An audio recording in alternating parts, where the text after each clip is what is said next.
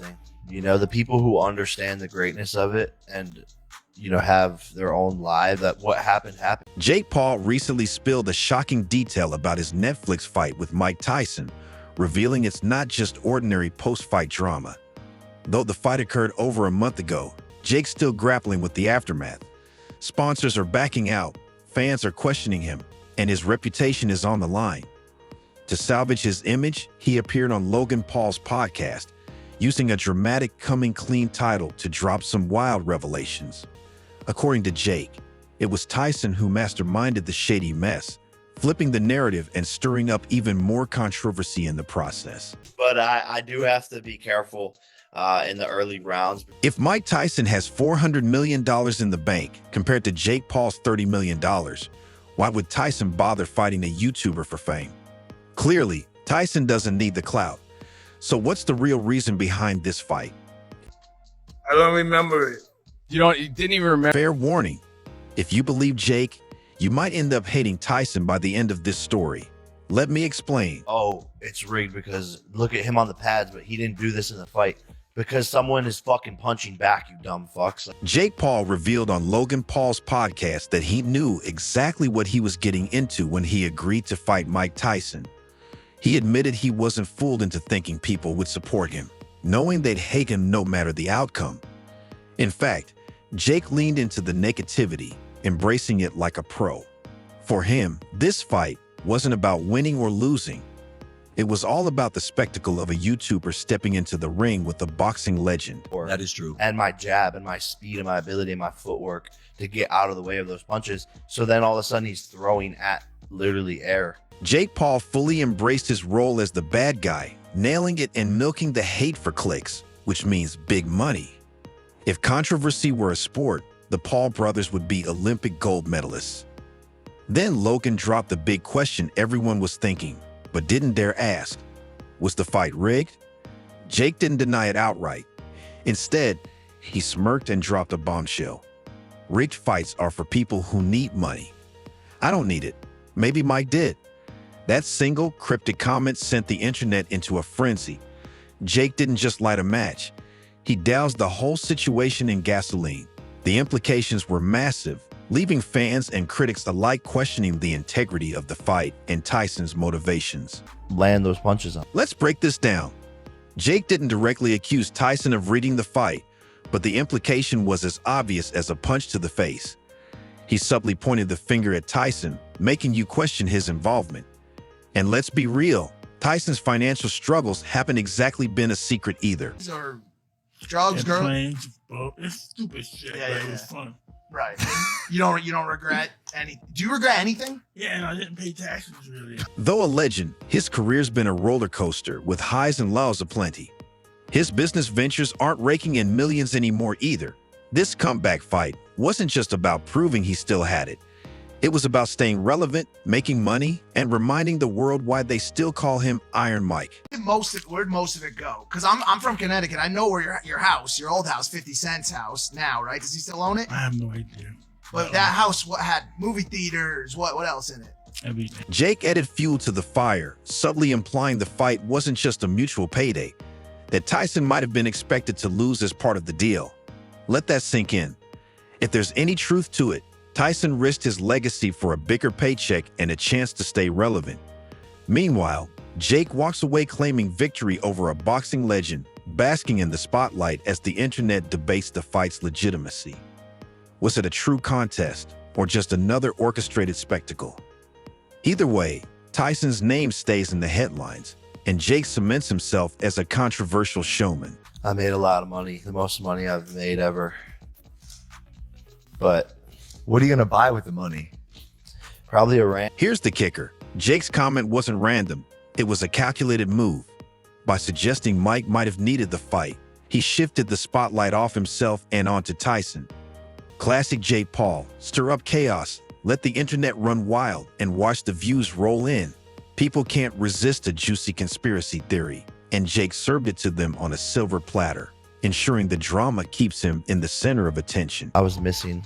I can't believe he can move like that. So why make a statement like that if Jake had nothing to hide? Maybe it was a preemptive strike, an attempt to stay ahead of the narrative and ensure no one pointed fingers at him first.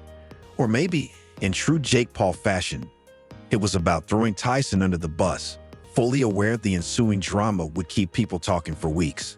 Whatever his motive, one thing's certain: Jake never makes a move without carefully calculating how it will play out and ensuring the spotlight stays firmly on him. Night went down. I wish he would have, put up a better fight, so then I could have risen more and done. The hype was undeniable. Tyson's a legend, and Jake Paul knows how to work a crowd. But let's not kid ourselves. This wasn't just about a love for boxing. The deeper you look, the clearer it gets. This fight was less about competition and more about business, branding, and big paychecks. When you connect the dots, it's hard not to recognize the calculated strategy behind all the chaos and spectacle. He was. So So that annoying. was the only thing I didn't like. So annoying when they don't bring the. Let's talk about Tyson's finances. Once earning over $400 million in his prime, he declared bankruptcy in 2003. Since then, he's tried it all, from stand-up tours to selling ear-shaped weed gummies. But despite the hustle, his recent ventures haven't been massive successes. Enter Jake Paul, Netflix, and a $20 million payday. For a retired athlete facing financial turbulence, that kind of money isn't just tempting, it's transformative. Tyson wasn't stepping into the ring purely for sport. He was stepping into a marketing goldmine, turning a fight into a business opportunity of a lifetime. Jake's in a lot of trouble. Here's the twist. This fight wasn't just about Tyson earning a quick buck. It was his ticket back into the spotlight.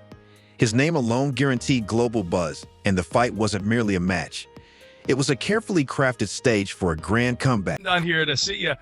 You lit up Tyson 2.0. Last time we saw you in Vegas, you handed me a bag of your Mike Bites, the edibles. Fantastic. I love it. Tyson leveraged the fight to promote his cannabis brand, Tyson 2.0, and teased an upcoming Netflix documentary. This wasn't just a boxing match. It was a cleverly disguised infomercial. If that doesn't scream a calculated move, I'm not sure what does. Expectations. We have expectations. Yep. If I don't get 100 million views, fuck out of here, my data. Right. No, these guys just want a piece of banana. They want to eat, Listen, live. They're so hungry. They're starving. Now, let's address the whispers, the ones suggesting this fight wasn't entirely on the level. Jake Paul walked away with a unanimous decision, and while there wasn't a knockout, there were plenty of moments that left fans scratching their heads. Some speculate Tyson might have agreed to lose for the payday and exposure. After all, his legacy is untouchable at this point. Losing to Jake Paul won't erase decades of dominance, but what it did do was generate a massive buzz, enough to keep the cash flowing and his name trending worldwide. Bow at the end. He bowed. That's the last thing I remember. Dude, there was a lot of people online that said that's when you should have hit him, when he was bowing down like that. That's when you He's gonna hit me. That's why I was like, what the hell? And then there's Netflix. This wasn't just a boxing match, it was a spectacle engineered for streaming. Netflix reportedly offered performance bonuses tied to viewership and engagement, raising the stakes for everyone. Tyson's legendary name guaranteed an audience, while Jake Paul's viral antics ensured the event would dominate the internet. For Netflix, it was a gamble that paid off. For Tyson and Jake, it meant a massive payday and headline dominance. As for the fans, they might be the only ones left questioning whether the fight was genuine or just another scripted spectacle. dang, we wanted more.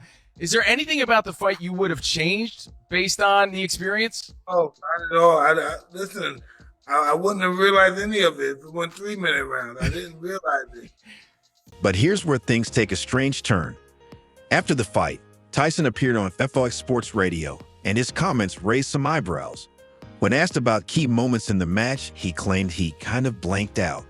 Blank out in a fight you're being paid millions to headline. That's curious. It gets even more peculiar when he was asked about holding back punches. Tyson didn't deny it. He simply dodged the question, offering vague and dismissive responses. And when pressed about whether he'd watched the fight footage, Tyson flat out said, "No, I have not." For a man who spent his entire career meticulously analyzing his performances, this sudden amnesia felt suspicious, to say the least. What did you think of Jake's power, man, when you were in there? I don't remember it. You didn't even remember it. I heard But my body was really sore. it was The timing of Tyson's appearance wasn't coincidental. He used the platform not just to discuss the fight, but to promote his cannabis brand and upcoming Netflix projects. The whole interview felt less like an honest reflection on the match and more like a carefully crafted promotional campaign.